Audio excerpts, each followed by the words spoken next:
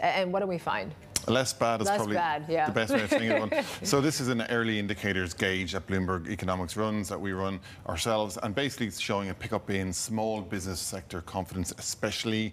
There's a survey by Standard Chartered of 500 companies showing that things are a bit better. The improvement is in manufacturing, unsurprisingly given the lockdowns are easing. New car sales in the first couple of weeks of June better than 1 year ago. Construction is improving as well. Again, that all speaks to reason because people are allowed to go back to the work, etc.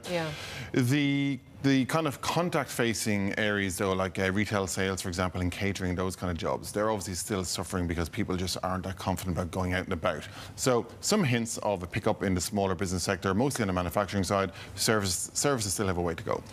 The MBS is talking about there's still pressure when it comes to all these industrial firms, given why we're seeing rising prices, the light raw material costs and all. But we're seeing a collapse when it comes to commodities of late. Does that change the picture in any way? Well, at the margins, it would take pressure off factory prices, for example. It would take pressure off their profit margins and their cost base. But the big thing to keep an eye on for commodities is this new line that came out from Xi Jinping last week that he mentioned the growth targets for the first time since April.